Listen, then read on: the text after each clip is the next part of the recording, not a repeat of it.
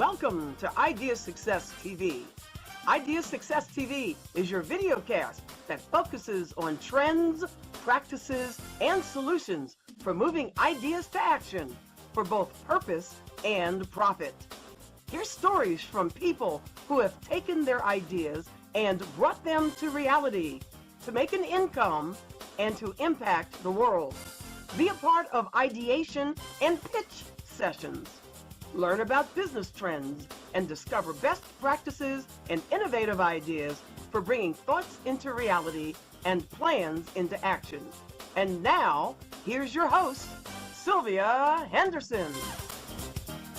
Hello and welcome to Idea Success TV. I'm Sylvia Henderson, your host, and I am honored to have you share your time, which is your most valuable resource, with me today.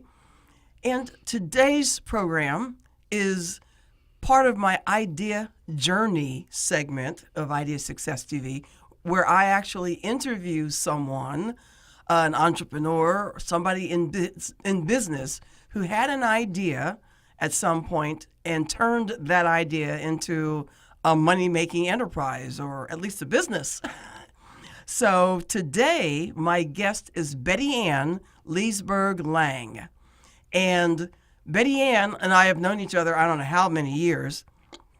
I love what she does because she is an accent modification specialist. And actually, let me read the correct title, because I'm not sure that is exactly how, yes, accent modification expert. Now, why am I interviewing somebody who does accent modification? Well, because you know that my focus is on business, is on entrepreneurs, and I do a lot of work helping entrepreneurs get ready to pitch, that's pitch, to investors. And not just investors. You can pitch for finding a board of directors, pitch for finding a leadership team in your business, or just present your message about your business. And other than the visual image that you present, there's also the speech, the audible, audible image that you present to somebody when you're conveying your message. And so many times we do not speak our best selves. So I really wanted BettyAnn to come talk about not only accent modification, but also just talking well or talking good. So, BettyAnn. I know that talking good is grammatically correct. I completely understand. But I have to tell you, it's got to be talking.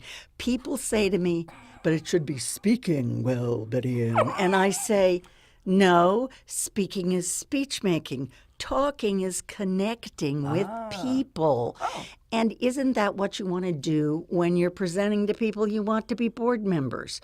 You want to make a relationship. How often in any course, any conversation you have with any mentor in entrepreneurship of any kind, when people say, create a relationship, well, that's why I say talking well, not speaking well.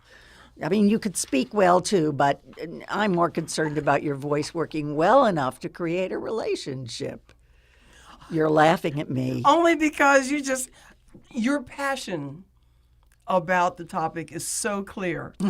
I'm so glad. No, I'm so glad. So I love it. I want to read a brief bio for people who aren't looking and they're just listening.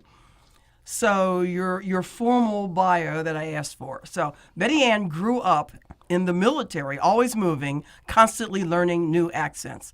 In university, she studied accents. In New York City, she acted in theater, film, and soap operas. How interesting. There, BettyAnn began her accent modification work with national and international speakers.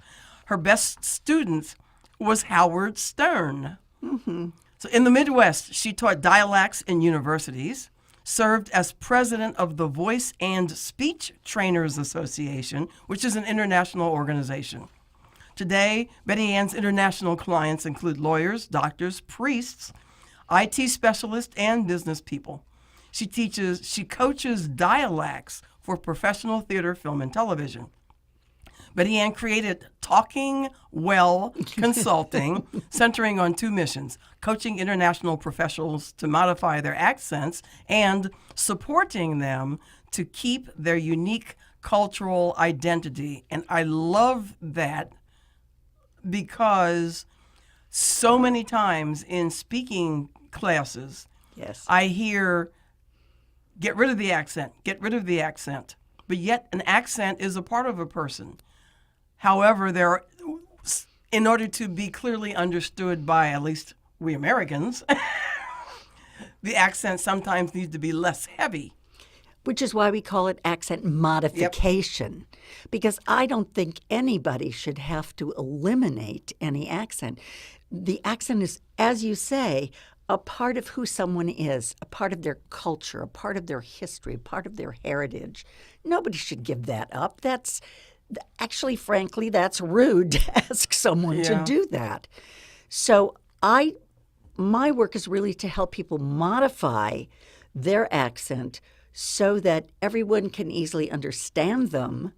So that part of, what? What did she say? What?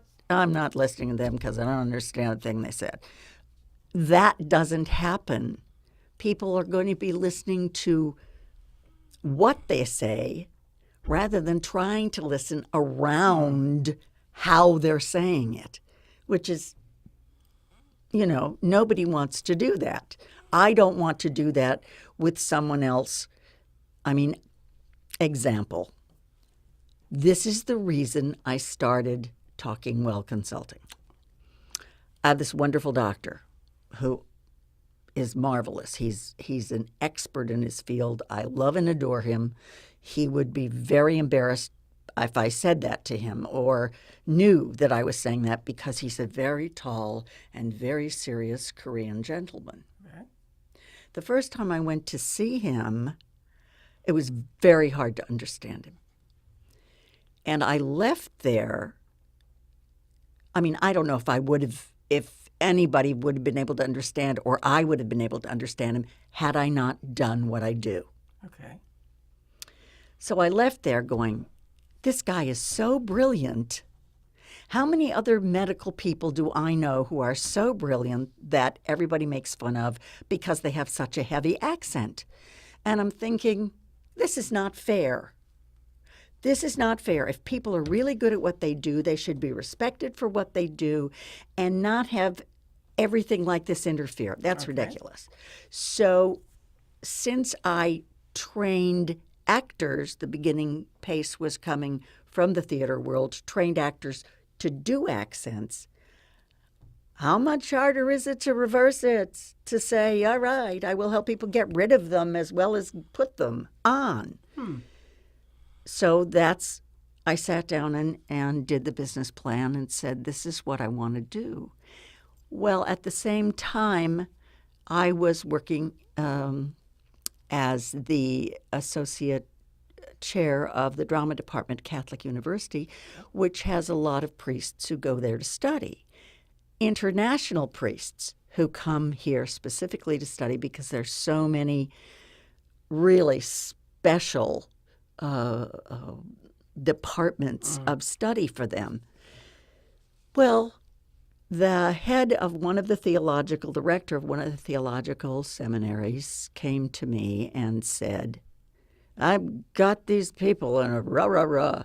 And he came from the theater. He'd been a theater person before he became a priest and then a rector. And he said, they told me you were the one who could do this. So I started working with the priests. And it worked wonderfully well. And they took me to lawyers and doctors. And so it has grown. Okay. It's been marvelous. It's been grand fun. I have had so many people from so many different countries. I'm about to work with a gentleman from a federal agency, which I'm not allowed to tell you. Or you'd have to shoot us all. Who listen. Exactly. That's right. You know how that goes. No, I don't think so. I don't think this agency, you have to shoot people. But he's from Eritrea. Who's ever heard of Eritrea? Okay. It's this little tiny, beautiful country that's got mountains and plains and is on the ocean, but it's this little tiny place. The major language there is Eritrean. Okay. Okay, who's ever heard of Eritrean? Not me. So I had to go and do all this fabulous research. This gentleman is so relieved that there is someone who can help him. Wow. And that's true with many of my clients. They're incredibly relieved that someone understands they should keep their culture. Right. They should learn to speak North American English well enough so that they're comfortable and the people are comfortable listening to them. How much better does it get for everybody? As far as I know, that's a win-win. So in addition to accents, I understand you also work with your voice quality, voice tonality, how to breathe. Talk a little bit more about that. Well, the interesting thing about working with your voice is that everybody's voice happens all over your body. It doesn't just happen in your mouth or in your lungs. No. Resonance happens in your bones everywhere, which is great fun because scientifically you resonate differently in different areas of your body, which is really cool because it means you can then adjust your voice for what you need to do and who you need to talk to. When I was teaching in university, I was talking here and being excited and having a wonderful time and everything was glorious, and they would be carrying on and carrying on and carrying on. They're 18-year-olds. Carrying on and carrying on and carrying on, and finally you had to say, all right, this is enough. So in order for me to do that, I would drop my voice. It's my same voice. All I did was change the resonating area. Okay. Well, isn't that wonderful? If you could teach people to do that, and there's 6 resonating areas, which is really fun. The top one is called Mickey Mouse, and it resonates from the top of your head, and everybody says nobody uses that. And I say, you ever heard yourself laugh? Of course we do. Ever heard yourself panic? Of course we do. Ever heard yourself say horrible things about the person driving next to you? I'd be willing to bet a lot of us hit Mickey Mouse with no trouble at all.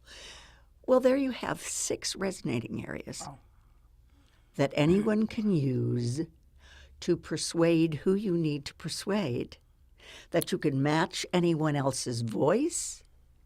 You can stop people from interrupting you by changing your resonating area. Okay.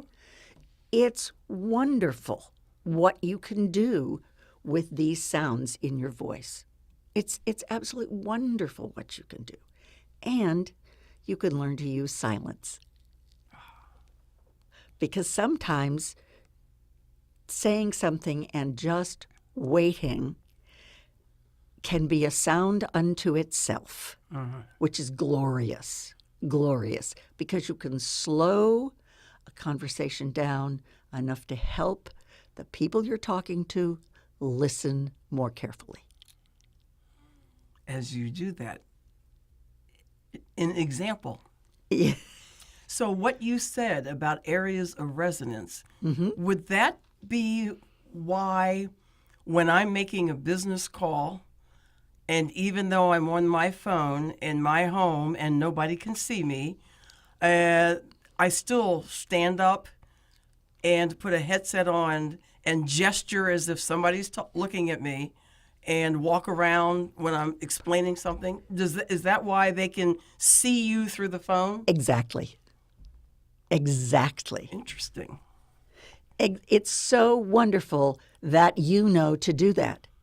because it means you're making a relationship. People can't see it, but they can hear it in your voice. The other thing that's really delicious about what people can hear in your voice is if while you're presenting something, you make pictures and use your five senses in your mind, they can hear that in your voice. That's what actors do all the time. They make a picture for you on film. They make a picture for you in their face and in their voice. Well, who lets actors have all the fun? I mean, this is something business people can use all the time and use it with their bosses.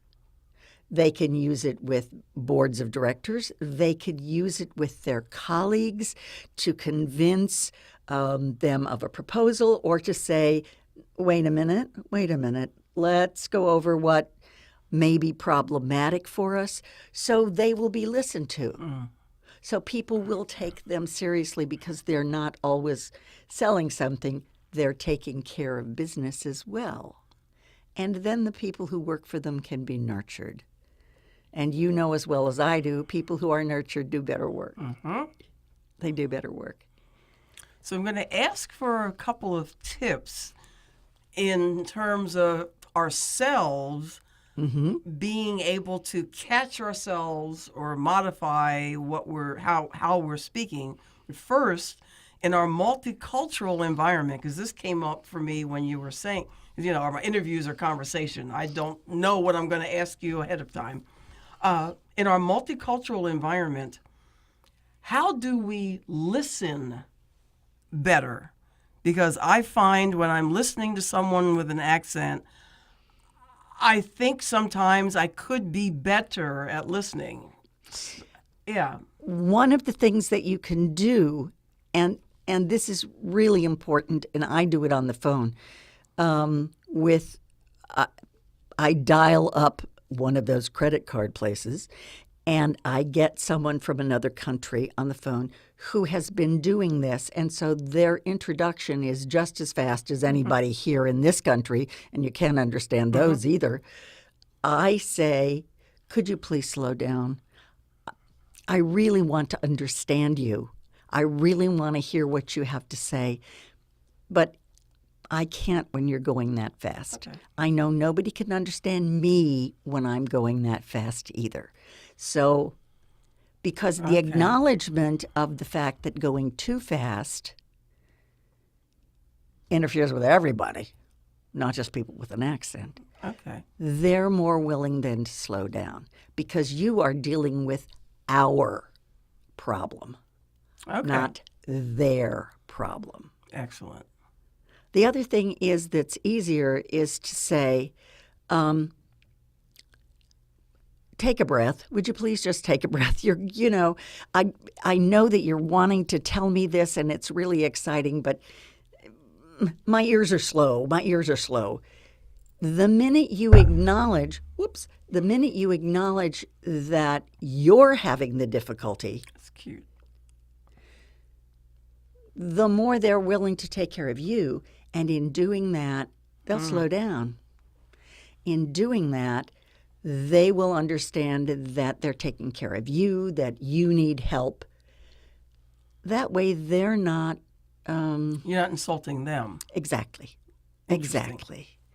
The more you nurture, no matter who, no matter what, the richer it gets. And I find that when I'm working with one of my clients, I help them by making a comparison between the sounds in their language and the sounds in North American English. Wow. That means you can hear those sounds. Yeah. And most of them I can produce because what's important in accent modification, whether you're trying to adjust a Southern accent or a Maine accent or somebody from Nevada or Texas for that matter, when you're trying to adjust one of those accents, the same thing needs to happen, and that is you change how you make sounds in your mouth. Now, the reason this is important is because this is kinesiological. That means how you move physiologically, how you move the muscles in your mouth changes how you make a sound. Okay. All right? Well, everybody says, no, if I hear it, I can change it. Well, if your mouth knows one set of movements and it doesn't know a set of movements to change the sounds, hearing is not going to fix it. What do your ears do? The only thing they do is listen. They don't move. They can't change sound. And each time we have sound in a language, you learn the new sounds using the sounds you already know, and you're kind of making it up as you go along. Example. Most European languages have 5 vowels. A, E, I, O, U. Okay. We have 11 in North American English. Whoops. This is why people have to be very careful who come from other countries, because sometimes they mean to say one thing and it comes out another way. And that can be really embarrassing. And I'm sure everyone can think of examples of how that works. So you want people to be able to say, there are similarities between these two languages. I already know these 8 things. So learning those other is not going to be that difficult. Let's get to, because these programs go so fast. How about a couple of tips? Just kind of what do you want us to know in order to be better at how we speak? I want you to know how to breathe, which means you're breathing with your back and your belly. Everybody breathes diaphragmatically. You can drown diaphragmatically because the diaphragm controls no matter what kind of breathing. You have to know where in your body to put it. The lower in your body you can breathe, the better off, because you've got larger parts in the bottom of your lungs, not in the top. True. So that business of breathing up, no, you don't want to do that. You want to breathe down and out. 1. And that's easy to do. You lay on your back, you put a book on your tummy, and you let the book rise and fall without moving your shoulders. Or you put your hands on the top of your head and your elbows back so they're parallel with your back. And you learn to breathe down into your belly. Can you feel it?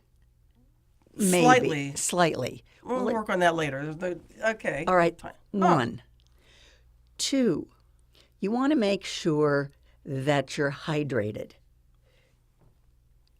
No coffee, no Coca-Cola, no milk products, no cheese, no yogurt, nothing carbonated before you make a presentation. Probably 24 hours would be really good. I had to give up Coca-Cola. It almost killed me.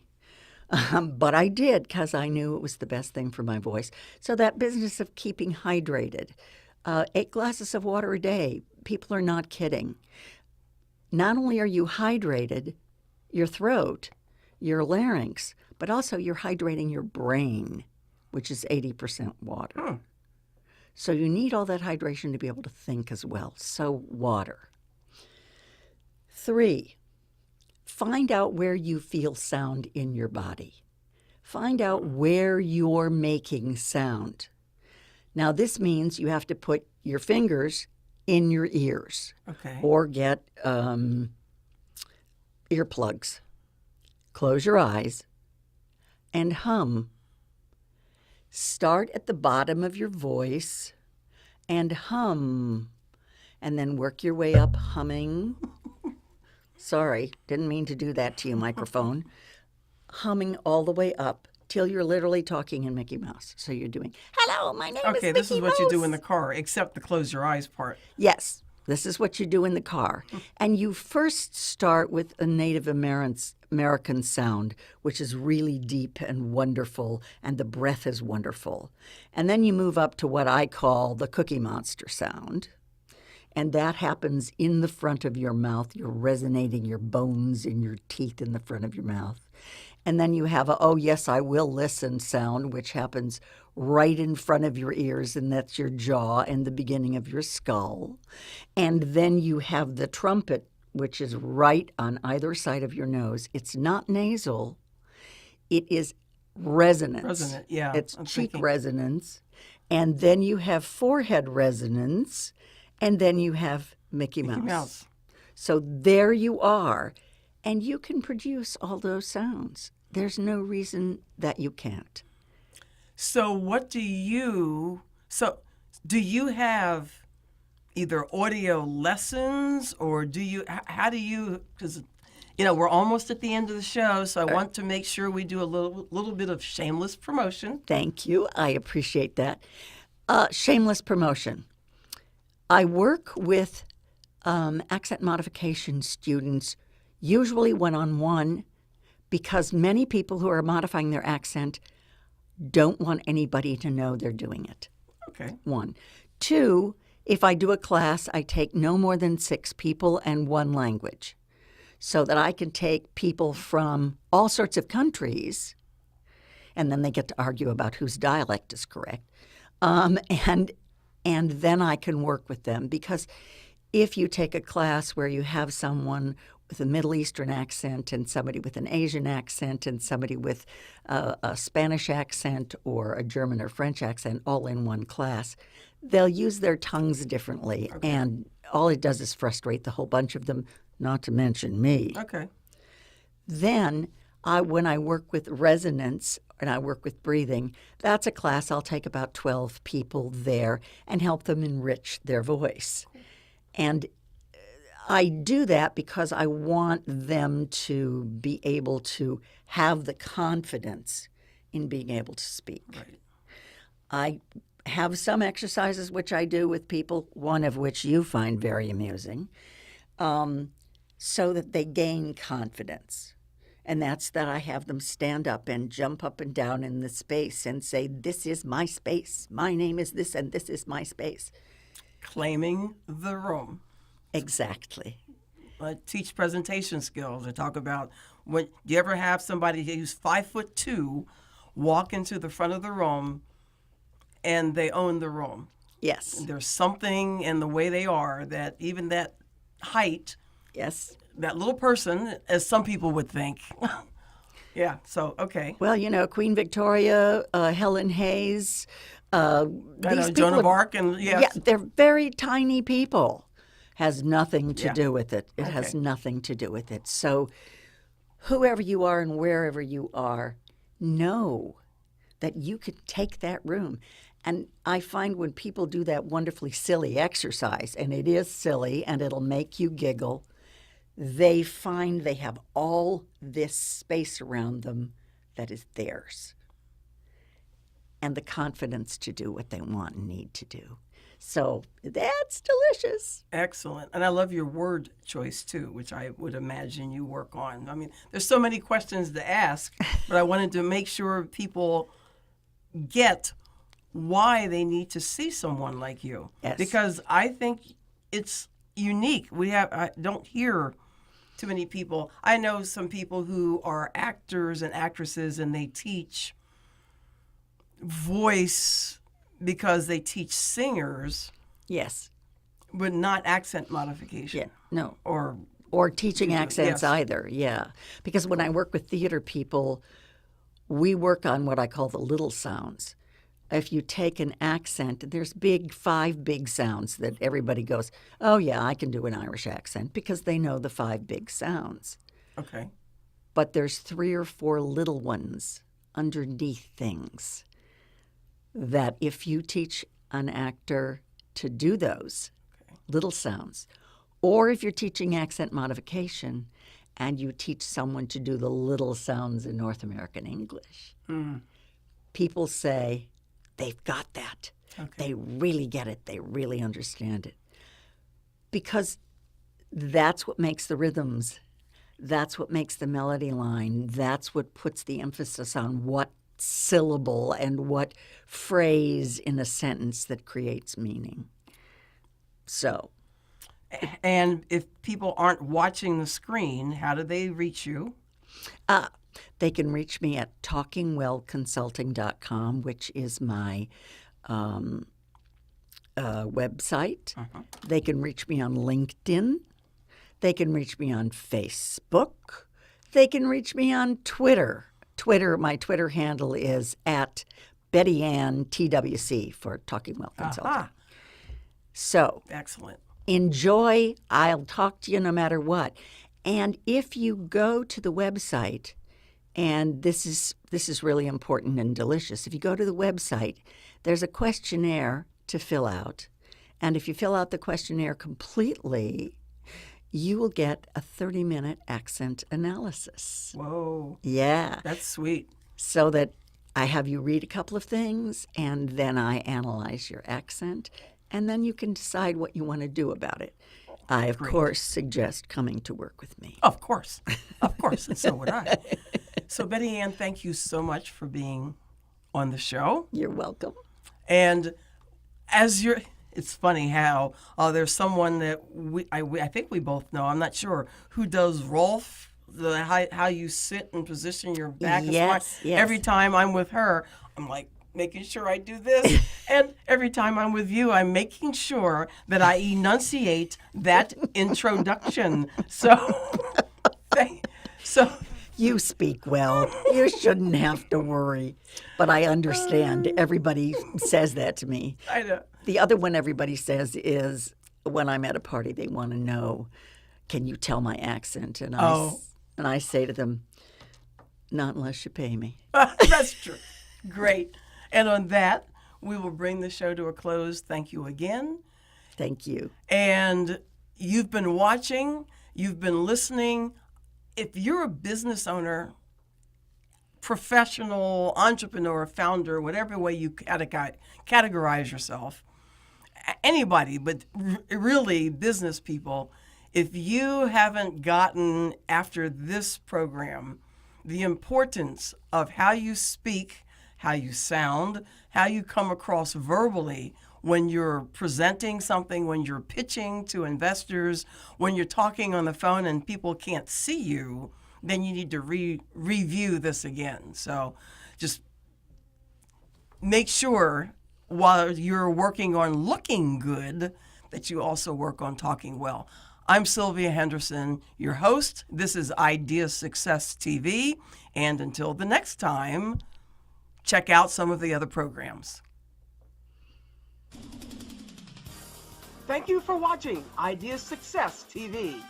Idea Success TV is a syndicated production of the Idea Success Network and Village Connector Media, the People's Prosperity Network. Permission to share, repost, and rebroadcast is freely given, provided it's done without charge of an access fee. If you have questions about this broadcast, or if you'd like to be a part of an upcoming segment, please contact us at Idea Success TV Contact. Thank you for listening and watching Idea Success TV.